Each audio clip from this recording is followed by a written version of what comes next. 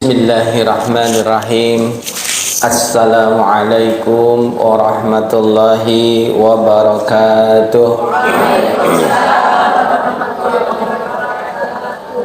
Alhamdulillah, innal hamdalillahi nahmaduhu wa nasta'inuhu wa nastaghfiruh wa na'udzu billahi min shururi anfusina wa min sayyiati a'malina.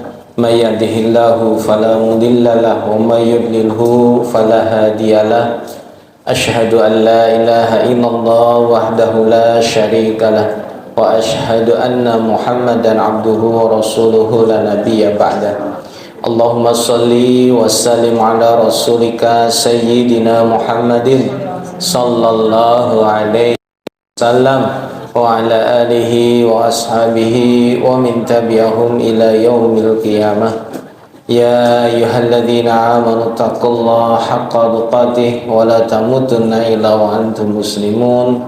Ya ayyuhalladzina amanu may yartadda minkum an dinihi fasawfa yatillahu biqaumin yuhibbuhum wa yuhibbuna adillatin 'alal mu'minin 'izzatin 'alal kafirin yujahiduna fi sabilillah wa la yakhafuna lawmata laim. Dzalika fadlullah yuti man yasha wallahu wasi'un alim. Masyaallah kan wa ma lam yasha lam yakun. La haula wa la quwwata illa billahil aliyyil azim. Apa kabar ibu-ibu semuanya? Moga-moga yang hadir semua sehat walafiat, dipanjangkan umurnya, diberkahi usianya. Mari bersama-sama sebelum kajian dimulai, saya mengajak seperti biasa untuk menambah pundi-pundi pahala. Kita membaca surat Al-Ikhlas 10 kali, berzikir 10 kali, dan bersalawat 3 kali. Moga-moga Allah merahmati dan memberkahi. Mari kita mulai. A'udzu billahi minasyaitonir rajim. Bismillahirrahmanirrahim. Qul huwallahu ahad, Allahus samad, lam yalid wa lam yulad wa lam yakul lahu kufuwan ahad. Bismillahirrahmanirrahim. Qul huwallahu ahad, Allahus samad, lam yalid wa lam yulad wa lam yakul lahu kufuwan ahad. Bismillahirrahmanirrahim. Qul huwallahu ahad, Allahus samad, lam yalid wa lam yulad wa lam yakul lahu kufuwan ahad. Bismillahirrahmanirrahim. Qul huwallahu ahad, Allahus samad, lam yalid wa lam yulad wa lam yakul lahu kufuwan ahad. Bismillahirrahmanirrahim. Qul huwallahu ahad, Allahus samad, lam yalid wa lam yulad wa lam yakul lahu kufuwan ahad. Bismillahirrahmanirrahim. Qul huwallahu ahad, Allahus samad, lam yalid wa lam yulad wa lam yakul lahu kufuwan ahad. Bismillahirrahmanirrahim. Qul huwallahu ahad, Allahus samad, lam yalid wa lam yulad wa lam yakul lahu kufuwan ahad. Bismillahirrahmanirrahim. Qul huwallahu ahad, Allahus samad, lam yalid wa lam yulad wa lam yakul lahu kufuwan ahad. Bismillahirrahmanirrahim. Qul huwallahu ahad, Allahus samad, lam yalid wa lam yulad wa lam yakul lahu kufuwan ahad. Bismillahirrahmanirrahim. Qul huwallahu ahad, Allahus samad, lam yalid wa lam yulad wa lam yakul lahu kufuwan ahad. La ilaha illallah wahdahu la syarika lah, lahul mulku wa lahul hamdu wa huwa ala kulli syai'in qadir. La ilaha illallah wahdahu la syarika lah, lahul mulku wa lahul hamdu wa huwa ala kulli syai'in qadir. La ilaha illallah wahdahu la syarika lah, lahul mulku wa lahul hamdu wa huwa ala kulli syai'in qadir. La ilaha illallah wahdahu la syarika lah, lahul mulku wa lahul hamdu wa huwa ala kulli syai'in qadir. La ilaha illallah wahdahu la syarika lah, lahul mulku wa lahul hamdu wa huwa ala kulli syai'in qadir. La ilaha illallah wahdahu la syarika lah, lahul mulku wa lahul hamdu wa huwa ala kulli syai'in qadir. La ilaha illallah wahdahu la syarika lah, lahul mulku wa lahul hamdu wa huwa ala kulli syai'in qadir. La ilaha illallah wahdahu la syarika lah, lahul mulku wa lahul hamdu ala kulli syai'in qadir. La ilaha illallah wahdahu la syarika lah, lahul mulku wa lahul hamdu wa huwa ala kulli syai'in qadir. La ilaha illallah wahdahu la syarika lah, lahul mulku wa lahul hamdu wa huwa ala kulli syai'in qadir.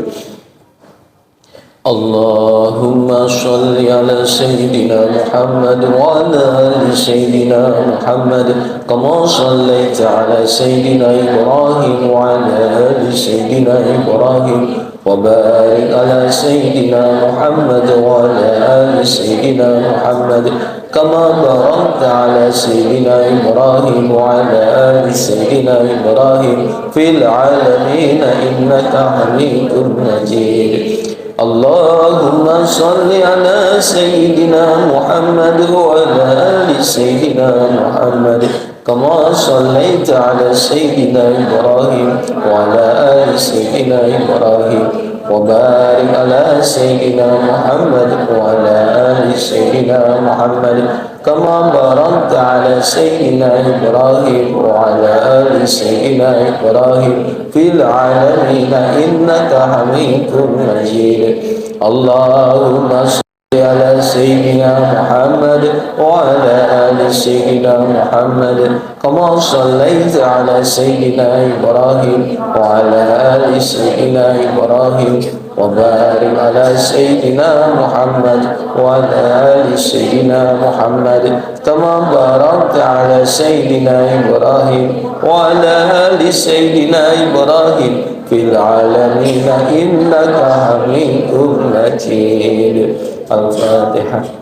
أعوذ بالله من الشيطان الرجيم بسم الله الرحمن الرحيم الحمد لله رب العالمين الرحمن الرحيم مالك يوم الدين إياك نعبد وإياك نستعين اهدنا الصراط المستقيم صراط الذين أنعمت عليهم غير المغضوب عليهم ولا الضالين.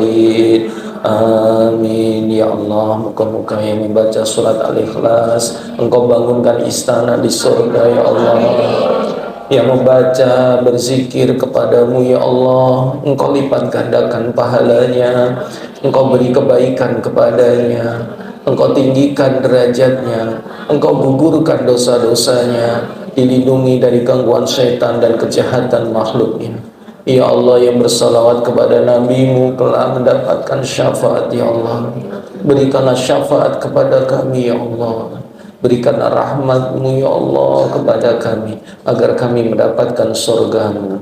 Amin Allahumma amin ya rabbal alamin.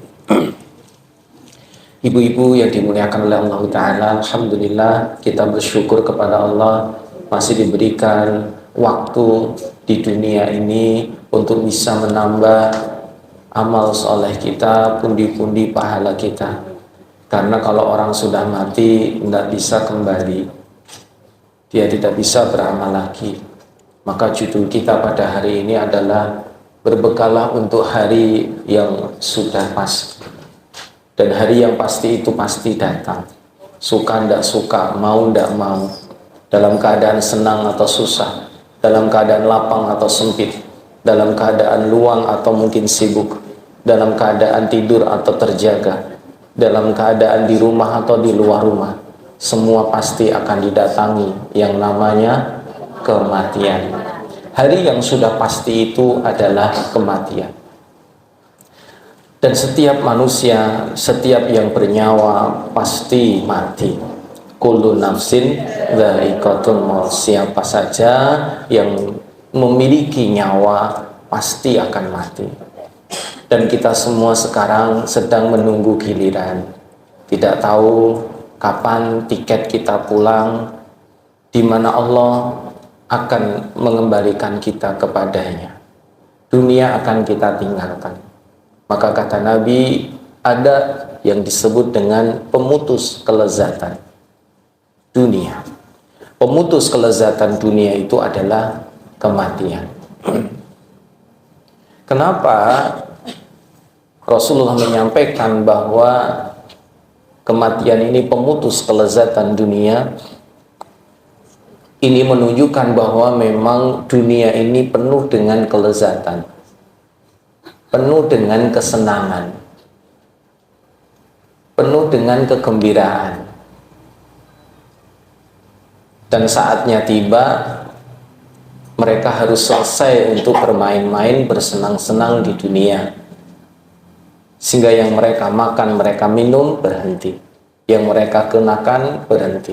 Yang mereka lakukan, berhenti. Dan semuanya akan kembali kepada Allah Ta'ala.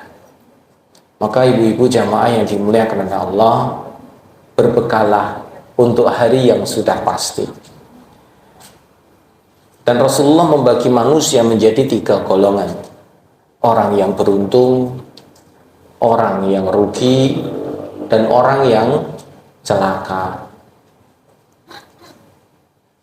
Orang yang beruntung adalah orang yang hari ini lebih baik dari hari kemarin. Hari esok jauh lebih baik dari hari ini. Golongan yang pertama ini adalah golongan yang insya Allah selamat di dunia, selamat di akhirat.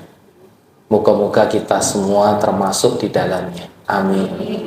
Hari ini harus lebih baik dari hari kemarin. Hari esok jauh harus lebih baik dari hari ini. Yang kedua, golongan orang-orang yang merugi, yaitu orang-orang yang hidupnya hari ini sama kayak kemarin, hari esok sama kayak hari ini, nggak ada perubahan, nggak ada peningkatan amal, nggak ada aktivitas yang bermanfaat, ya begitu-begitu saja. Hidup mengalir sebagaimana kebanyakan orang, sehingga tidak memiliki tujuan, tidak memiliki semangat. Ini orang-orang yang merugi, dan jumlahnya sangat banyak sekali. Sebagaimana Allah sudah berfirman dalam surat Al-Asr yang selalu kita baca dan kita hafal. Bismillahirrahmanirrahim. Wal asri innal insana lafi khusri illal ladzina amanu wa amilus solihati wa tawassaw bil haqq wa tawassaw bis sabr. Demi masa, demi waktu, semua manusia itu rugi. Jadi golongan kedua ini golongan yang paling banyak di dunia. Illalladzi, kecuali di antara yang banyak itu ada yang sedikit, yaitu golongan yang pertama, yaitu orang-orang yang beruntung, lawan dari merugi. Yang mereka orang-orang beruntung ini adalah orang yang selalu beriman dan beramal saleh. Hari ini lebih baik dari kemarin, besok jauh lebih baik dari hari ini. Inilah orang-orang yang beruntung. Moga-moga termasuk kita semua. Amin. Jangan jadi golongan yang kedua, yaitu orang-orang yang merugi. Kebanyakan umumnya manusia di muka bumi. Ada yang lebih parah, yaitu golongan ketiga, yaitu golongan yang celaka. Hari ini lebih buruk dari kemarin. Hari esok jauh lebih buruk dari hari ini. Kemarin maksiat, hari ini nambah maksiat.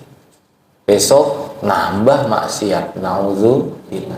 Kemarin melakukan dosa, hari ini nambah dosa, besoknya semakin banyak dosa. Nauzubillah. Jangan jadi orang yang celaka. Moga-moga kita keluarga kita, anak-anak keturunan kita selamat di dunia maupun di akhirat. Ketiga dan kedua, yaitu orang-orang yang celaka dan merugi. Moga-moga termasuk orang-orang yang beruntung. Ibu-ibu jamaah yang dimuliakan Allah. Maka kalau kita ingin menjadi hamba-hamba yang beruntung, yaitu hamba-hamba yang insya Allah menghadapi kematiannya dengan lillahi ta'ala, dengan keadaan yang husnul khatimah, akhir yang baik, maka perlu diupayakan. Rasulullah SAW sudah menyampaikan kepada kita tentang orang yang cerdas. Silahkan diingat-ingat, dicatat dengan baik. Orang yang cerdas adalah orang yang mampu mengendalikan hawa nafsunya. Orang yang mampu menundukkan, mengendalikan hawa nafsunya dan mempersiapkan kematiannya. Orang yang cerdas adalah orang yang mampu menundukkan hatinya, menundukkan hawa nafsunya, mengendalikan hawa nafsunya, dan mempersiapkan kematiannya. Yuk baca bareng-bareng. 1, 2, 3. Orang yang cerdas adalah orang yang mampu menundukkan hawa nafsunya, mengendalikan hawa nafsunya, dan mempersiapkan kematiannya. Inilah orang yang cerdas, sesuai dari petunjuknya Nabi SAW, bukan sesuai dengan omongan orang kebanyakan. Menurut mereka orang pintar adalah yang ahli matematika, orang yang pintar adalah ahli di bidang teknik, atau mungkin kedokteran, atau yang lain-lain. Ternyata bukan. Kata Nabi, orang yang pintar, orang yang cerdas adalah orang yang mampu mengendalikan nafsunya, menundukkan nafsunya, dan mempersiapkan kematiannya. Karena orang itu berarti tahu hidup dunia ini hanya sebentar dan akan ditinggal. Mereka akan hidup selamanya di kampung abadi yang namanya akhirat.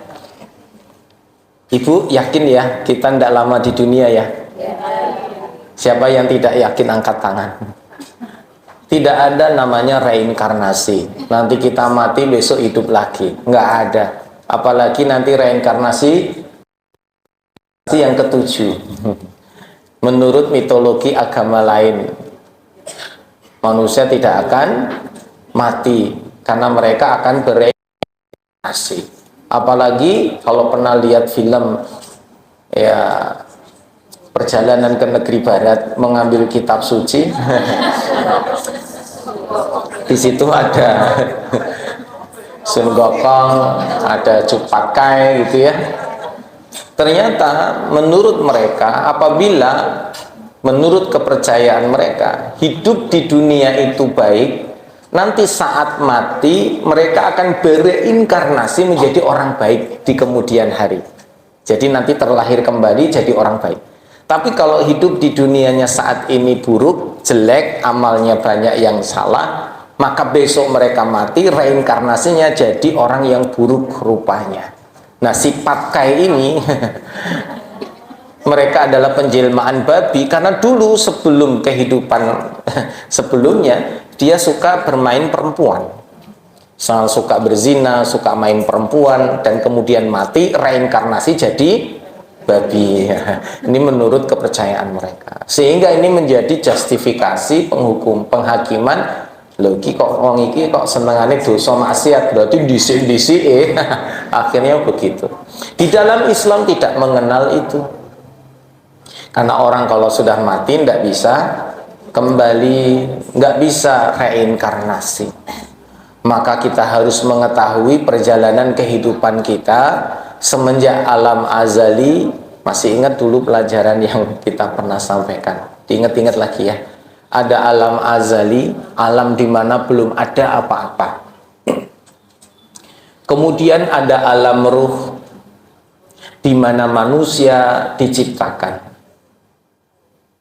di mana semua kehidupan diciptakan, alam ruh. Dan di alam ruh ini kita sudah pernah dialog sama Allah Ta'ala, cuman kita lupa. Ya gimana mau mengingat sesuatu yang beda alam.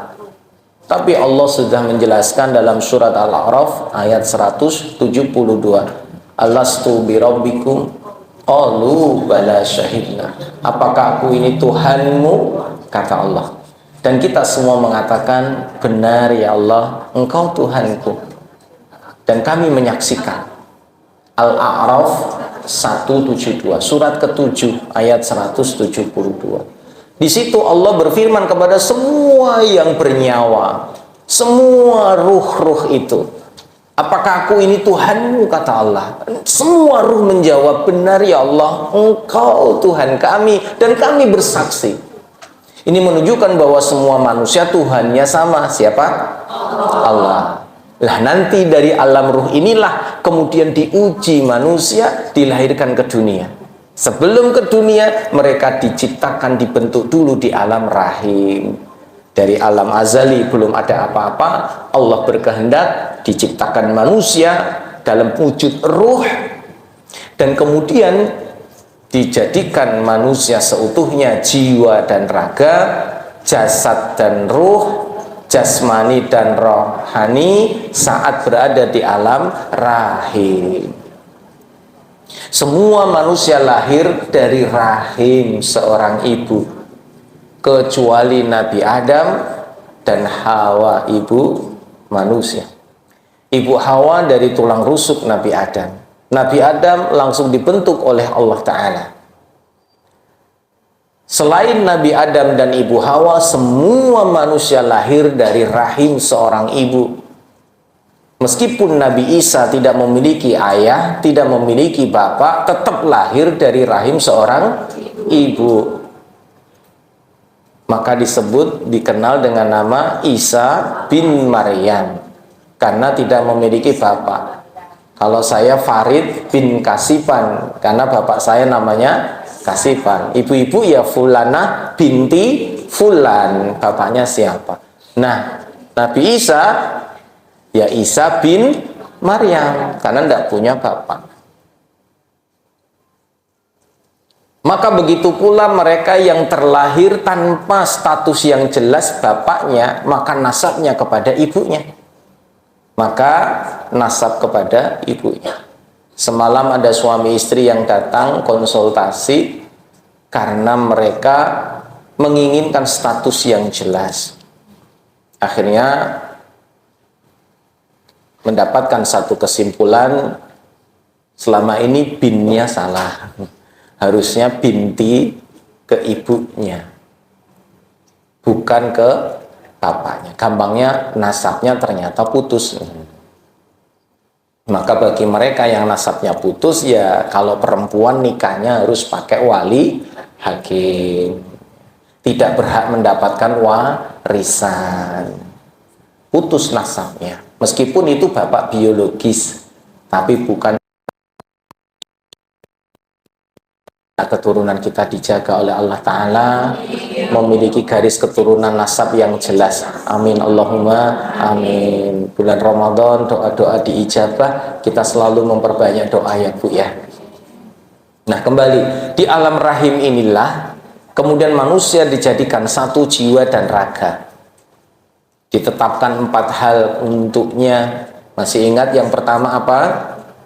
Ditetapkan oleh Allah apa? Kok jodoh? Nomor 1 jodoh. Kasihan yang belum berjodoh nih. Siapa yang belum berjodoh?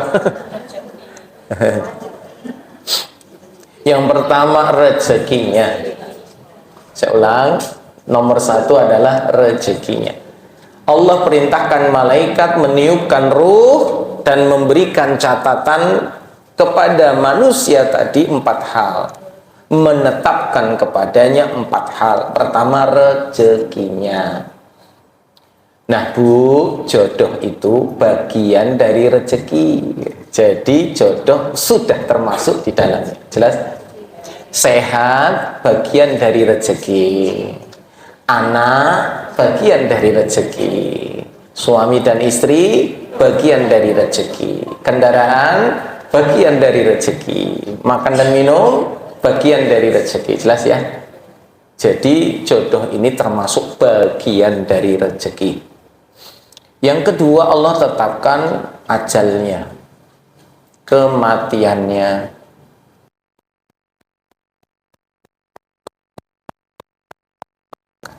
Tidak bisa nambah, tidak bisa kurang.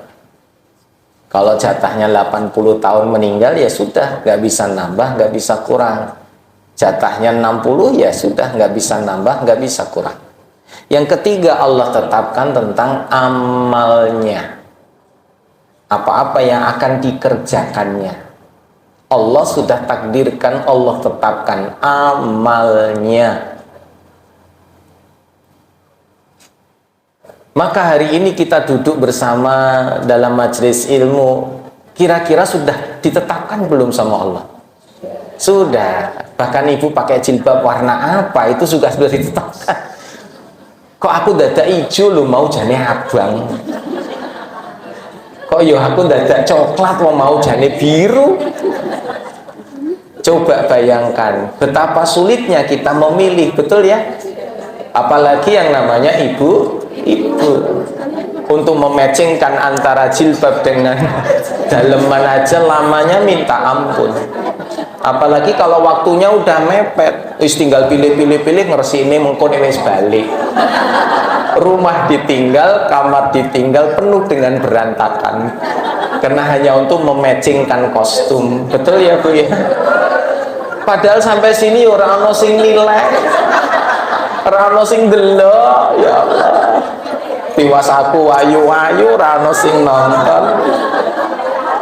Karena semua fokus ke depan, nggak ada yang fokus kanan kiri. Apalagi ngerti nih ini puasa, mungkin dirasani Bu.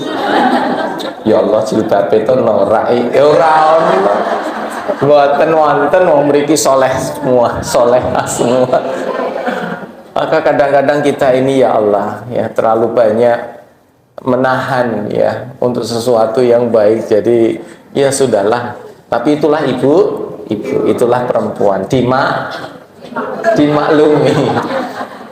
Karena saya juga punya istri saya ya jelas perempuan. Sama kayak ibu-ibu. Kadang saya diminta pendapat, Bi gimana cocoknya? Cocok. Kalau sudah begitu mesti ganti lagi. Karena cocok-cocok ini kita orang mantep. Nah ini gimana Bi? Wes sasralah manut. Nek terserah manut berarti Abi ndak cocok. Ganti meneh lah. Aku mending tak metu bae. Ora sane kamar. Ning kamar malah suwi dandane. Akhirnya saya di luar saja lah. Tinggal nunggu wes rampung wes gitu. Karena kalau bapak-bapak dimintain pendapat itu selalu salah. Betul ya Bu ya. Maka suami ya sing sabar. Itu bawaannya perempuan seperti itu. Dan itu nilai lebihnya perempuan.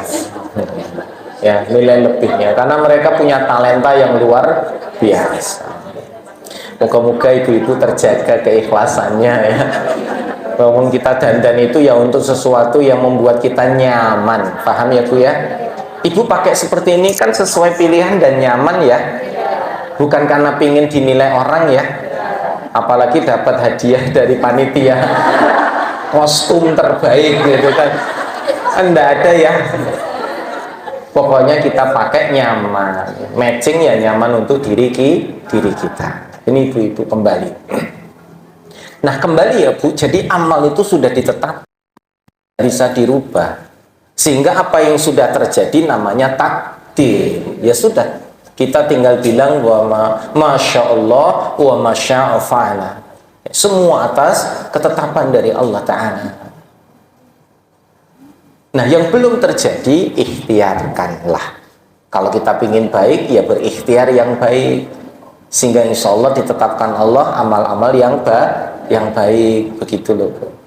Allah kan sudah berfirman fa'alhamaha fujuraha wa taqwa. Allah ilhamkan kepada setiap manusia fujur dan takwa.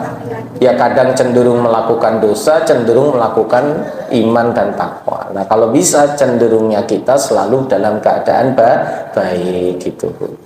Nah yang keempat Allah tetapkan nasibnya. Yang pertama tadi rezeki, kedua ajal, ketiga amal, keempat nasib. Nasibnya baik atau buruk, nanti dia ahli surga atau ahli neraka, sudah ditetapkan Allah.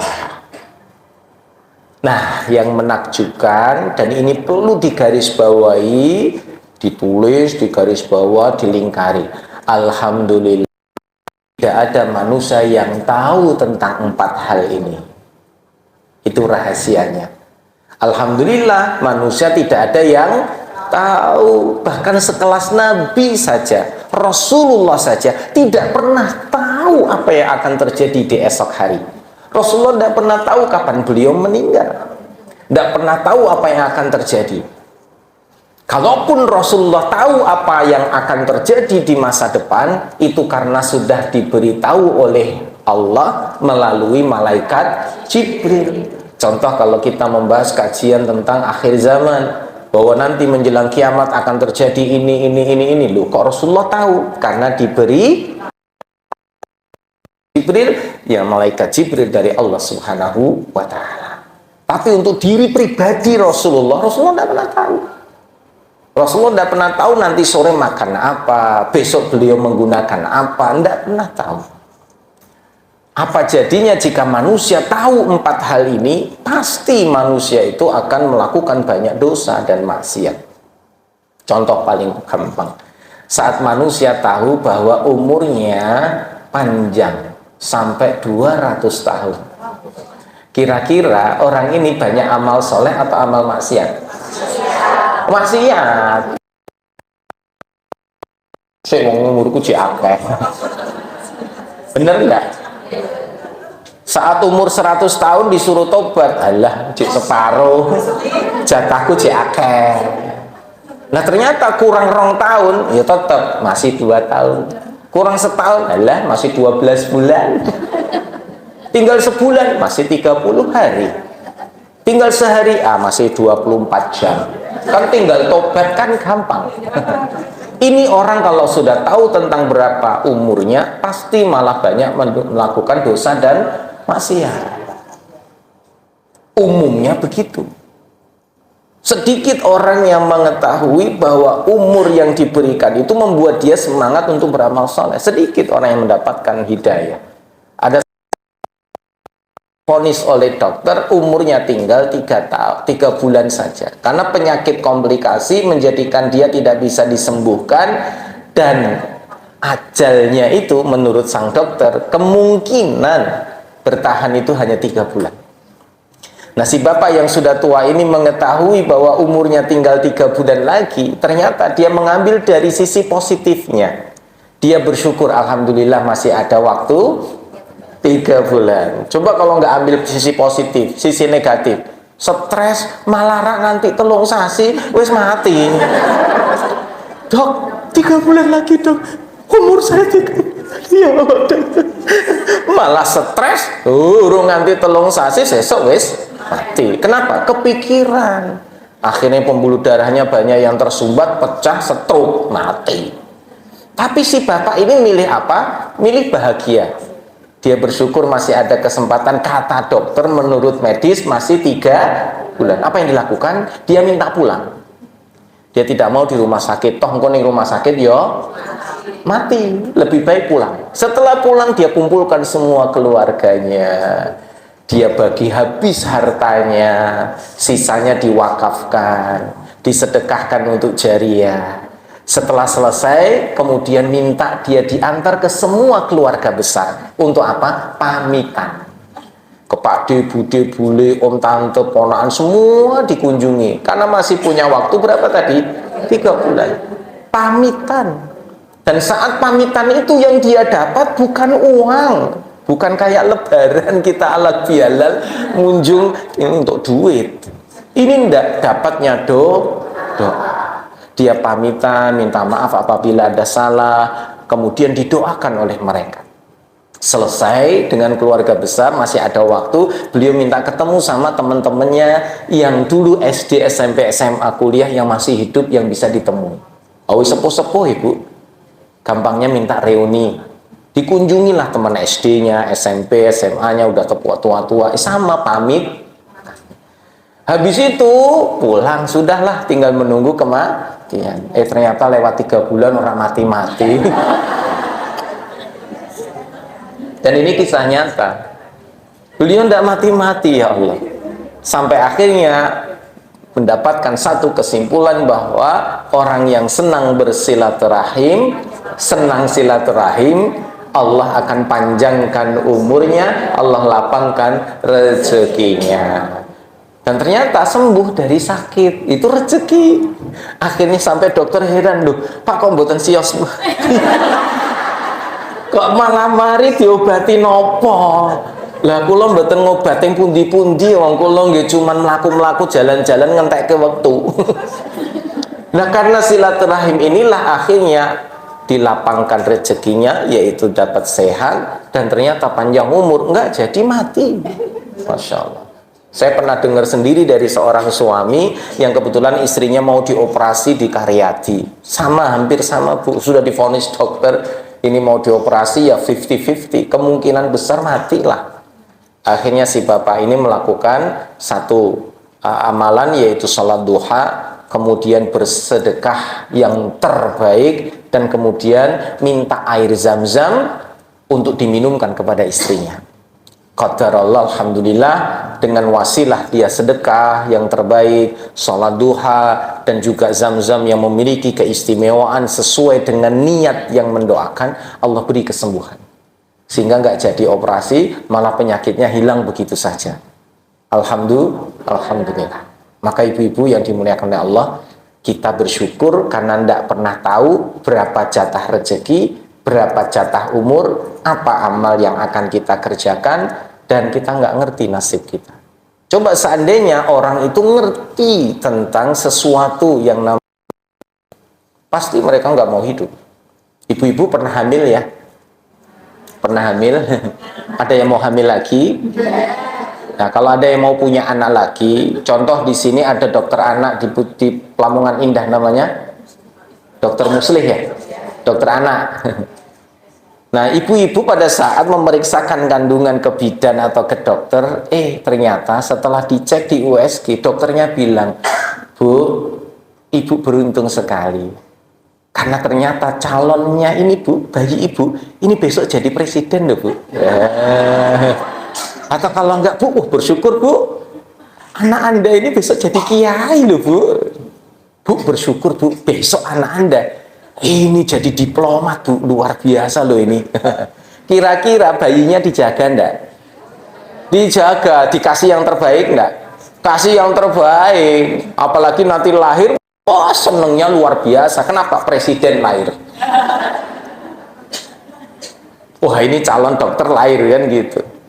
Tapi sebaliknya, Bu, dokter ngomong, Bu, yang sabar nggih. Setelah kami USG, ternyata anak ibu yang laki ini besok jadi preman. Bu, mohon maaf, yang sabar ya. Anak ibu yang perempuan ini besok jadi pendosa, Bu. Dia penjajah seks komersial. Kira-kira apakah kita akan melahirkan dia? Ya Allah, lah kalau metu kok engkau langsung jadi pelacur, metu jadi preman, jadi pembunuh, mending pateni sewa, ya Allah, daripada yang sarake aku. Betul enggak, Bu? Tapi tidak ada yang pernah tahu tentang jatah rezeki anak kita. Nggak ada yang pernah tahu tentang ajal anak kita. Nggak pernah tahu besok jadi apa mereka, betul? Sehingga semua anak kita perlakukan hal yang sama. Kowe rasa mangan pitik, wong preman no, mangan pitik, ora. Dokter iki lho, dokter pitik. Rasa mangan dok, wong kowe dosane akeh sesuk. Enggak. Kita enggak pernah tahu. Ini rahasianya. Sehingga kalau manusia itu tahu batas umurnya, tahu rezekinya, enggak semangat dalam hidup. Yang tadi dikasih tahu umurnya masih panjang, ya malah jadi ahli dosa maksiat. Kenapa? Tobat masih lama. Tapi kita diberi oleh Allah ketentuan ini dan tidak ada yang tahu. Maka semua orang dalam keadaan selalu harap-harap cemas. Maka disinilah berlaku yang namanya ikhtiar, berusaha. Keroyo-royo isu-isu, rene, ngaji, nuntut ilmu, ya karena ikhtiar kita pengen jadi orang baik. Karena besok kita mati harus bawa bekal. Jangan sampai nanti mati tidak bawa bekal, rugi. Maka ibu-ibu, kita harus selalu tahu, setelah dari alam rahim ini Allah keluarkan kita ke dunia. Dan di dunia inilah saatnya diuji yang namanya manusia-manusia tadi. Alladzi khalaqal mauta wal hayata liyabluwakum ayyukum ahsanu amala. Dalam surat Al-Muluk ayat 2. Surat Al-Muluk ayat 2. Alladzi khalaqal mauta wal hayata liyabluwakum ayyukum ahsanu amala. Allah menciptakan mati dan hidup untuk menguji kamu sekalian, siapa yang paling baik amalnya. Nah ini Bu, di dunia inilah tempat manusia diuji.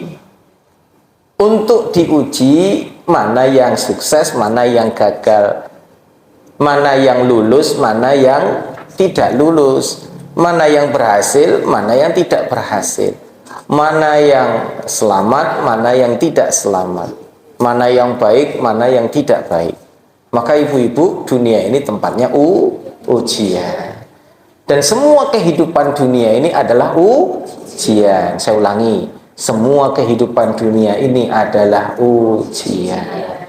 Musibah itu ujian, bala ujian, bencana ujian. Begitu pula sebaliknya, nikmat itu ujian, dikasih harta ujian, dikasih suami ujian, dikasih anak ujian, dikasih tetangga ujian, dikasih teman ujian tok Bu.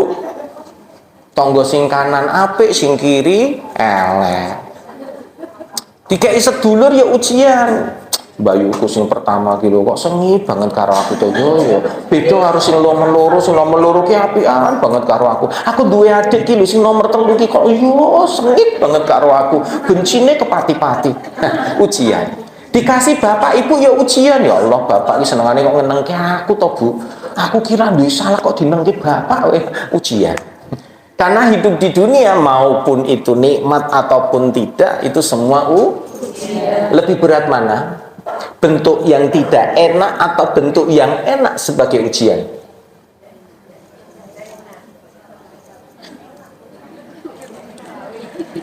Kebanyakan orang mengatakan ujian terberat adalah sesuatu yang tidak enak. Betul ya? Ya kita dapat sakit, nggak enak, itu ujian. Dapat musibah, itu ujian. Dapat kecelakaan, nggak enak, itu ujian. Betul ya? Itu kita menganggap itu semua ujian dan itu tidak menyenangkan. Dan kita seringkali lupa yang nikmat-nikmat ini seakan-akan bukan ujian.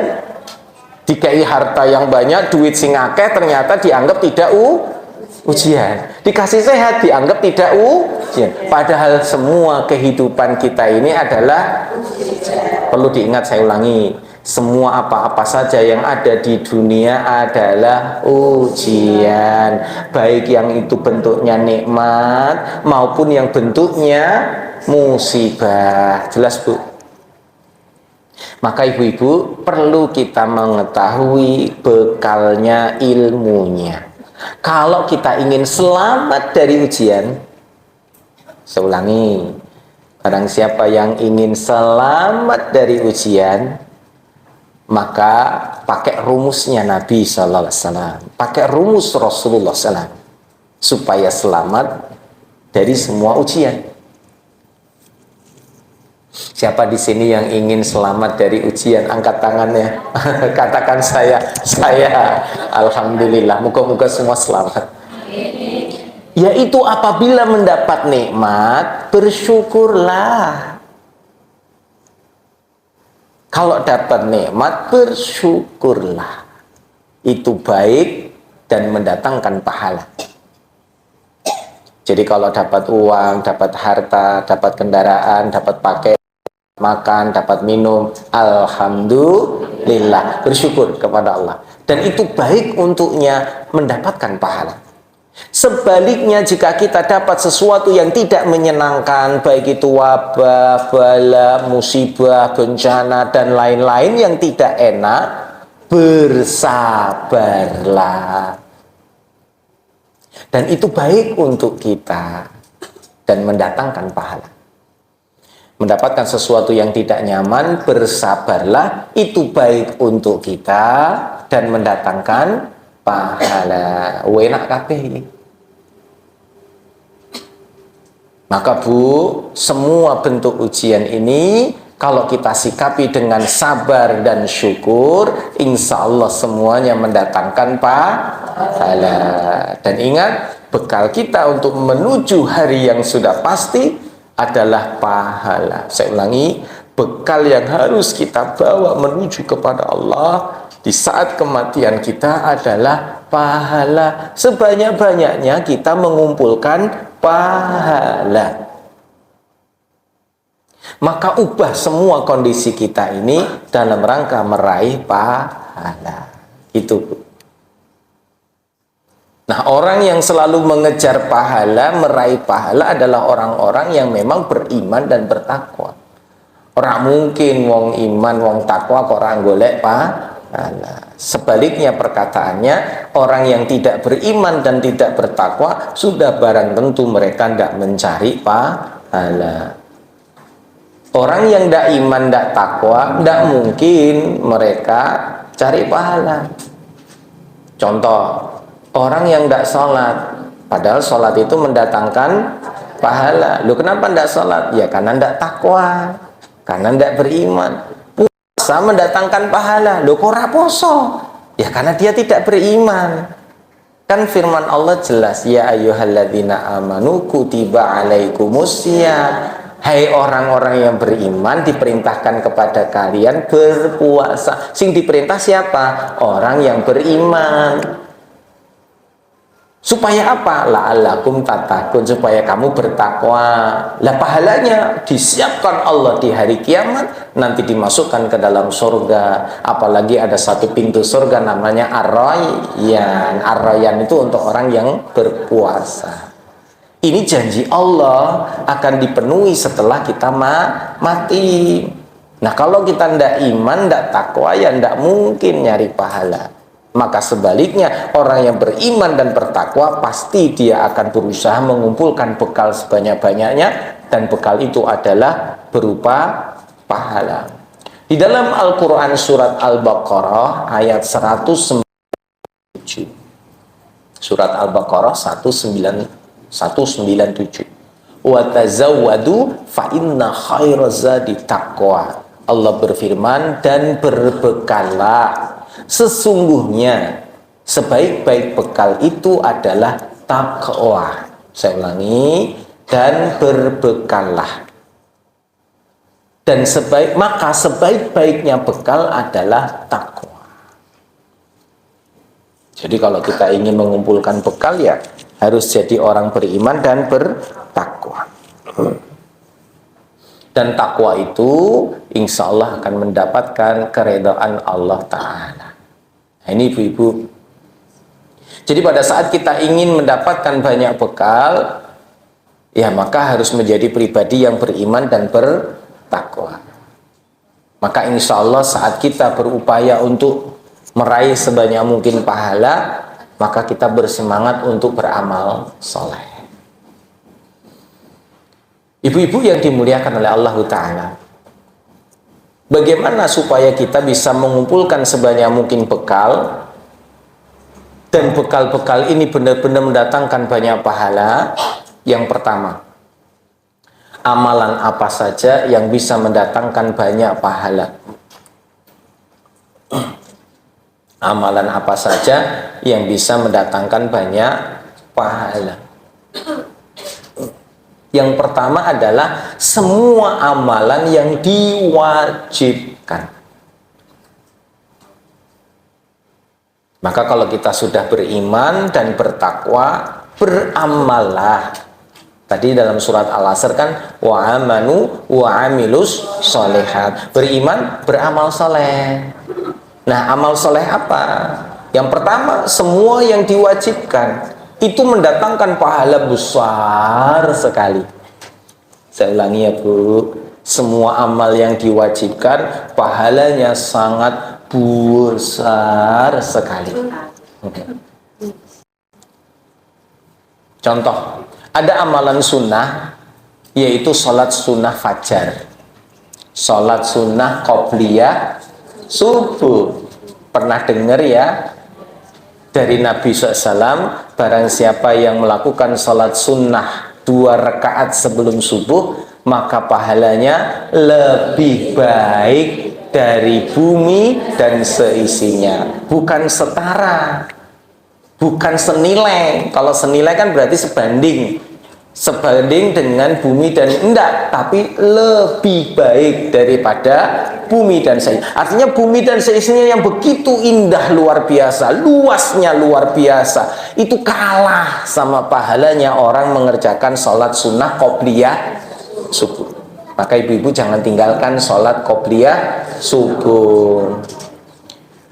Nah, kalau qobliyah subuh itu yang sunnah aja pahalanya luar biasa, apalagi yang wajib subuhnya, gitu loh. Kan logikanya dipakai begitu. Loh, lah yang sunnah aja hebat pahalanya, apalagi yang wajib. Nah, kan gitu loh Bu. Masya Allah.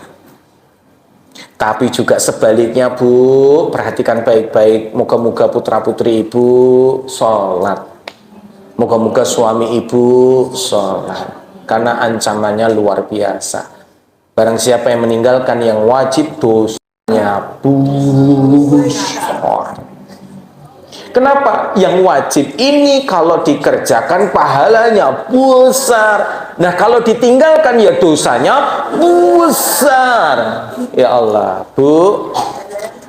Ada, kalau di dalam kita pernah belajar tentang jenis-jenis dosa-dosa besar. Ada yang pernah Ustadz Yusuf Mansur itu dengan wisata hatinya pernah menuliskan 7 dosa besar yang harus dihindari. Ada ulama lain mengatakan 10 dosa besar yang harus dihindari. Saya mau nanya, dosa besar nomor 1 itu apa? Syirik kepada Allah. Itu dosa yang tidak bisa diampuni kecuali dia taubat sebelum mati. Ya kalau sampai mati dia tidak taubat, Allah wis game over. Karena di hari kiamat tidak bisa ditolong lagi, tidak bisa dikasih syafaat, tidak bisa diampuni Allah, tidak bisa dimasukkan surga, kekal di neraka. Nauzubillah. Maka sebelum mati taubatlah dari syirik. Nomor 1 itu syirik Bu. Itu dosa besar nomor 1. Moga-moga anak keturunan kita dijauhkan dari kesyirikan. Pokoknya kalau kita beriman, beramal saleh, tidak ada kesyirikan, dakhalal jannah, masuk surga. Jaminan itu. Karena orang yang syirik nggak bakal masuk surga, gitu. Nah, dosa besar kedua lah ini, nomor 2 ini di bawahnya syirik ini. Ya Allah, kira-kira apa?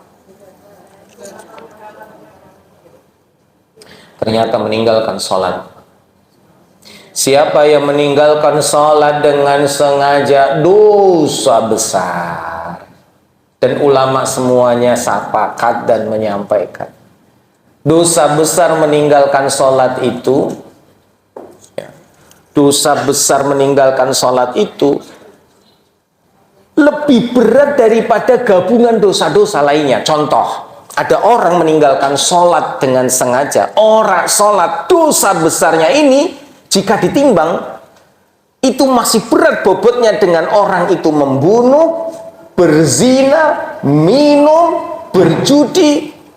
Sekian banyak dosa-dosa besar digabung jadi satu, masih kalah dosa besarnya meninggalkan sholat. Nauzubillah. Padahal meninggalkan sholat cuma 1. Membunuh dosa besar, dosa besar menghilangkan nyawa ini. Berzina, apalagi dosa besar. Minum, dosa besar.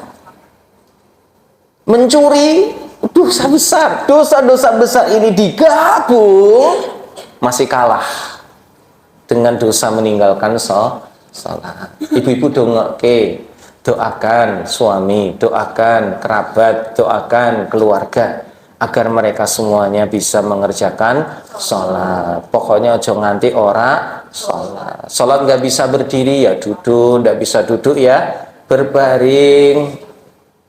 Nggak bisa berbaring dengan gerakan ya pakai isyarat. Pokoknya dibuat gampang kok. Sing penting sholat.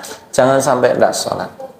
Moga-moga ibu, saya mendoakan ibu-ibu semua dan juga saya, sampai kita meninggal tidak pernah meninggalkan sholat. Amin. Karena nyuwun sewu, saya biasa meruqyah pasien. Banyak pasien-pasien yang usianya sudah sepuh, itu sudah tidak sholat lagi. Mereka sudah lama di tempat tidur, 7 tahun, 6 tahun, 5 tahun, lumpuh, stroke, sakit di tempat tidur, dilayani oleh anak-anak dan lainnya. Tapi yang membuat kita sangat sedih adalah sudah tidak bisa sholat lagi, tapi tidak mati. Padahal sholat itu kewajiban. Sholat itu tidak ada uzur loh bu.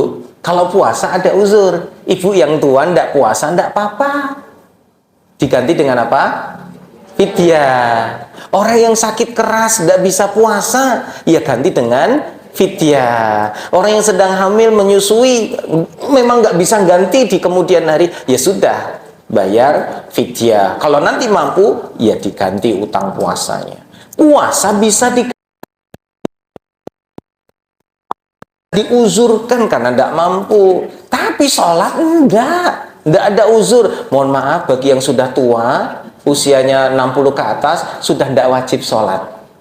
Yes, seneng, alhamdulillah, aku wis widak luwe, wis rak sholat, ora ono.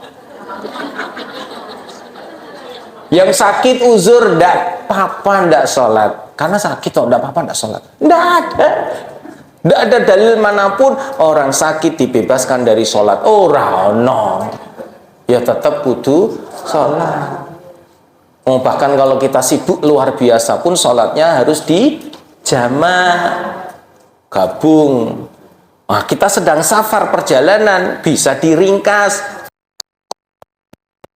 Mau sholat. Lu kira sholat nopo? Lah aku lagi safar ya. Lagi perjalanan, repot aku. Lha kok ora salat? Lha iki engko riasane ilang piye? Duh, gawat. Lah piye resepsi ngundang tamu jam 10 sampai jam 2. Nah, habis itu zuhur bablas. Wis sampai asar. Lah bar iki asar tekan omah tamune jek blidir akeh banget. Akhire ra sempet salat zuhur, ra sempet salat. Mana ana anggapan aku kok nek aku wudu make up ilang tuh ya rasa salat wis ya enggak payah meneh iki. Tidak ada uzur. Ya. Boleh dijamak kok. Kalau tadi zuhur karena terima tamu di hotel atau di tempat resepsinya, ya nanti digabung dengan sholat asar. Kan bisa make upnya dibersihin terus sholat zuhur gabung dengan asar. Kalau di tempat saya bu, di Kedung Mundu, kebetulan saya di Amposari, itu kalau bikin undangannya dibuat bebas. Jadi ini ono kondangan tulisannya undangan jamnya bebas, berarti 24 jam itu. Nah itu kalau orang yang nggak bener ya sudah nggak sempat sholat itu, karena tamu harus nerima terus. Maka ibu-ibu kalau besok punya ya gawe harus diperhatikan waktu-waktu sholat, jangan sampai ndak sholat ndak ada usul. Nah, ini termasuk dosa besar yang luar biasa, maka kita harus hati. Nah kembali dibalik, kalau dosa besarnya aja mengalahkan dosa-dosa ini, maka pahalanya juga luar biasa. Maka kalau kita ingin mengumpulkan bekal sebanyak mungkin, carilah yang diwajibkan, kerjakan yang diwajibkan. Yang diwajibkan contoh sholat 5 waktu, wajib enggak? puasa Ramadan. Wajib enggak? Wajib. Termasuk Bu, jaga kehormatan, itu wajib. Artinya apa? Nek lanang wedok ojo selingkuh. Jangan jadi pelakor.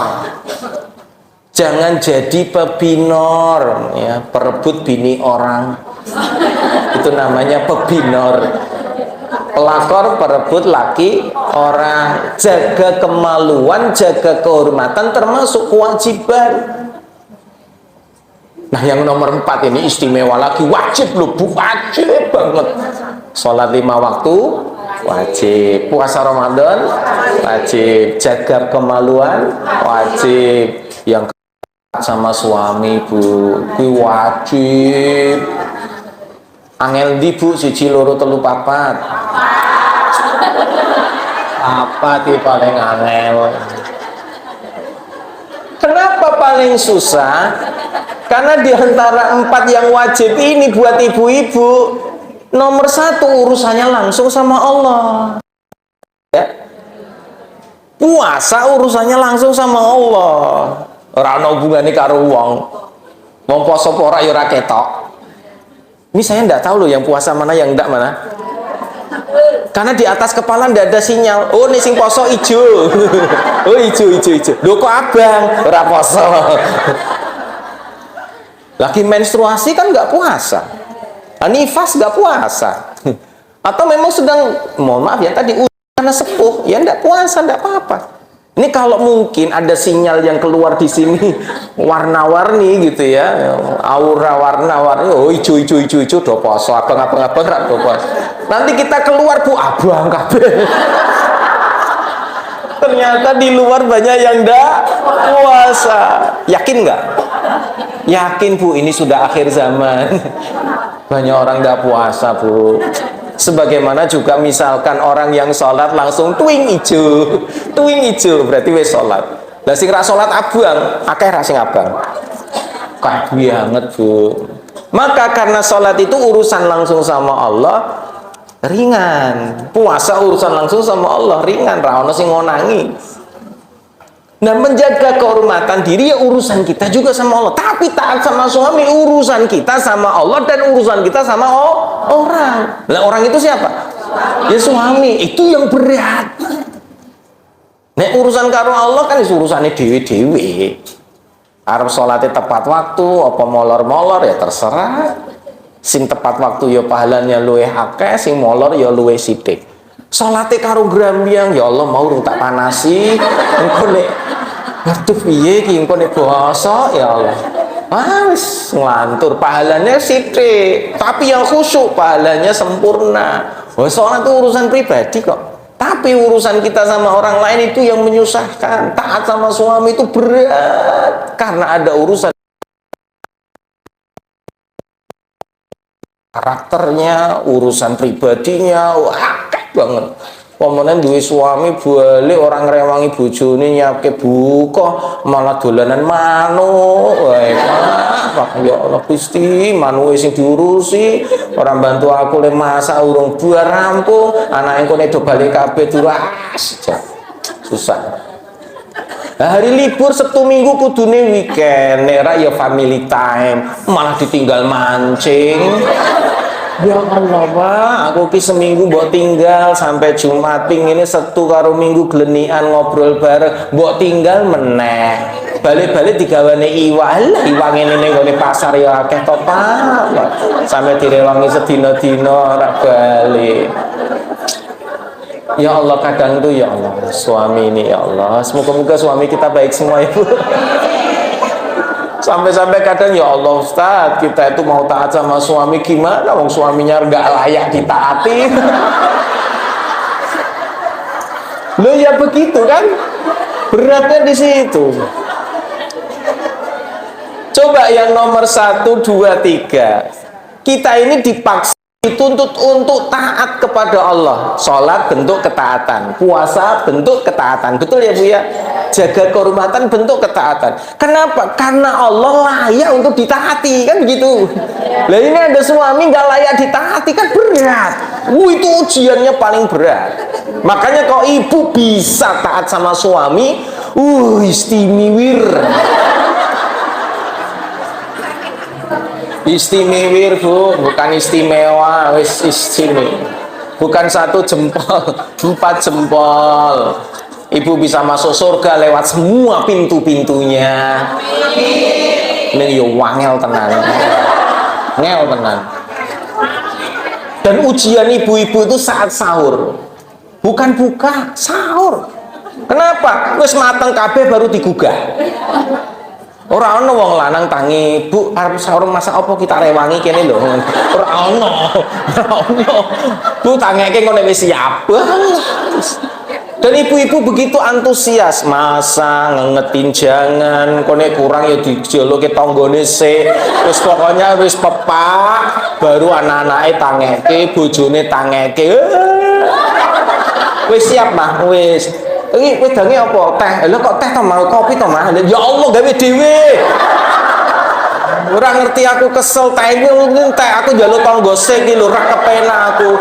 Kowe ngeki dhuwit sithik tok. Saiki njaluk kopi. Wis. Ujian, Bu, ujian. Ya Allah. Karena saya juga laki-laki, sehingga kadang saya itu tumbuh yang namanya suasana kebatinan. Kalau suami itu sudah menikah, maaf, laki-laki sudah menikah menjadi suami, maka kata psikolog, kata orang-orang pintar, itu mereka akan berubah menjadi bayi besar. Bayi besar. Kenapa? Harus dilayani. Betul tidak? Nah kalau bayi besarnya tidak sadar, bahaya. Mau sampai wis ngurusi anak-anak, ngurusi DNA. Wah, wis kan. Benar. Makanya bantulah para istri bareng-bareng. Nek iso jangan membebani, kan ngono ya. Ora ana kopi ya teh ditampa, ora ana teh wedang putih ya ditampa. Sadar diri. Nek paling enak meneh wis bar buka, bar sahur rampung ya ngrewangi asa. Jadi resik rampung, wis masak utek. Bar kuwi nyapke, bar kuwi kotor kabeh kudu resik. Ya Allah, ibu-ibu itu memang surganya tingginya luar biasa. Moga-moga ahli surga semua. Ya Allah. Makanya saya kadang, ya Allah, wanita itu luar biasa, Pak.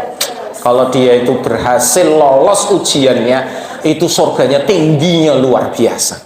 Betapa banyak nanti laki-laki, para suami itu ditinggal para istrinya saat memasuki surga. Kenapa? Karena para istri itu berada di surga yang paling atas. Karena mereka disanding dengan lelaki-lelaki surga yang lebih hebat amal solehnya. Suaminya dada, tinggal. Karena nggak selevel, nggak sebanding. Serius, Bu, saya bilang begini. Benar-benar para istri yang solehah itu kedudukannya tingginya luar biasa. Dan ingat ya, Bu, jangan sampai kita salah kaprah.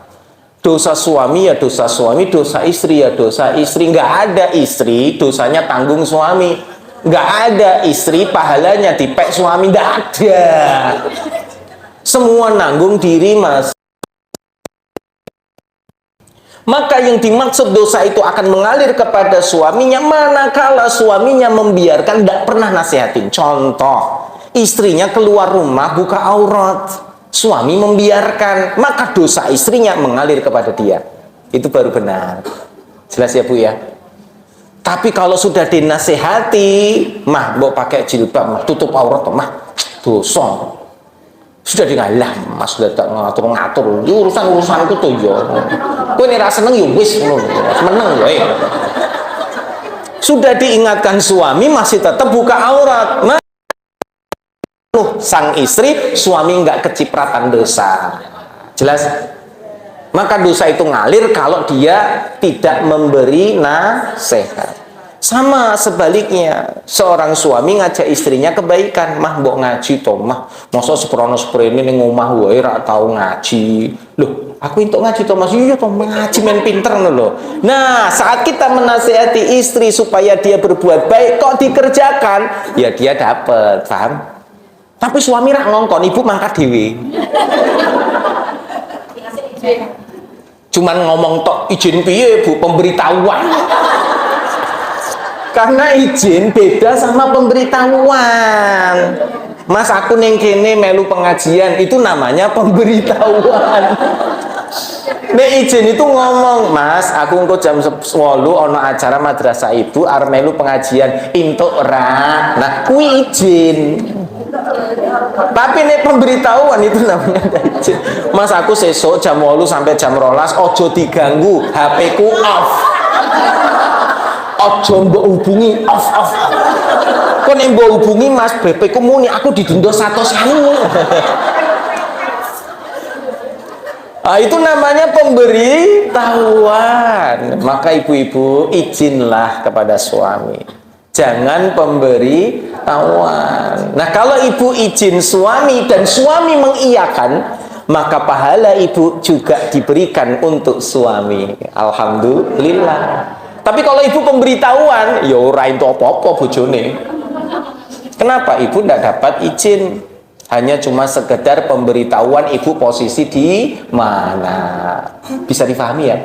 Maka taat kepada suami ini memang sangat berat. Kalau ibu berhasil, wah udah dijanjikan oleh Nabi masuk surga lewat semua pintu-pintunya. Dan bekal akhirat terbanyak bagi ibu-ibu adalah yang nomor 4, wis taat sama suami. Ibu sholatnya wajib tok wae, rasa sunnah rapopo, ratraweh rapopo. Tonggone komentar, kayak bunga lu kok ratau traweh tuh, jadi seneng ngaji, ratau traweh. Ngomong aja Bu, berarti jenengan ngajine rak krungu. Kata Pak Ustadz, kalau pingin masuk surga lewat semua pintunya, cukup sholat 5 waktu, cukup puasa Ramadan, cukup jaga kehormatan, taat suami. Wis ngono. Kowe dadak traweh barang rono. Wis traweh ra izin suami.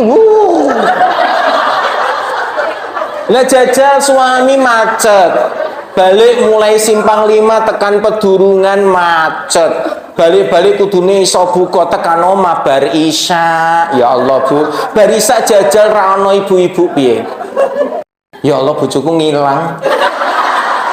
Ora ono notifikasi pemberitahuan di mana ora jale wis aduh ya Allah wis balike kejebak macet, wis ngeleh, ra ono sambutan ning omah. Ah ya Allah. Balik-balik sekondi to Mas. Wis wajahe wis mosong. Traweh to Pak. Traweh apik ra? Baik gak? Bagus. Tapi suami seneng gak? Anda seneng. Maka itu dosa. Kenapa? Taat sama suami hukumnya wajib. Sholat tarawih hukumnya maka nih suami urung balik ojo tarawih. Tunggu sampai bojone balik. Layani dengan ikhlas lillahi ta'ala. Nek ibu memang wis janjian ono acara buber bareng, pokoknya izin. Mas sampai mana? Aku macet titik ning gone Simpang 5 ki lho. Wah ono apa to ketok mungkin bla bla bla. Ya wis Mas, lha iki arep traweh arep anu Mas. Aku entuk rak traweh. Nah, izin. Nek boleh alhamdulillah. Ya wis ra apa-apa Dik kowe traweh wae engko aku gampang wis. Sing penting mbok siap-siapke wae ning meja. Enak. Jelas sing penting apa? Izin. Ujane ibu-ibu ki pahalane wakeh tenan. Wakeh tenan. Ya, wakeh tenan, beneran Bu, wakeh tenan. Saya itu sampai bayangkan, para istri itu kayaknya menyabet semua kategori. Jadi istri pahalanya banyak, jadi ibu pahalanya banyak, jadi nenek pahalanya banyak, jadi anak pahalanya. Kan ibu-ibu punya orang kan berarti statusnya tetap anak. Ibu-ibu itu statusnya banyak dan pahalanya luar biasa. Maka kalau kita ingin mendapatkan bekal yang terbaik menjelang kematian, ya pertama kerjakan yang wajib. Wis ibu rasa kakean sing neko-neko, wajib sih. Apa meneh sing neko-neko ora wajib ya ora sunah. Apa piknik wae. Bola balik hiling. Ya Allah, Bu. Sebulan kilo hilang nanti peng papat.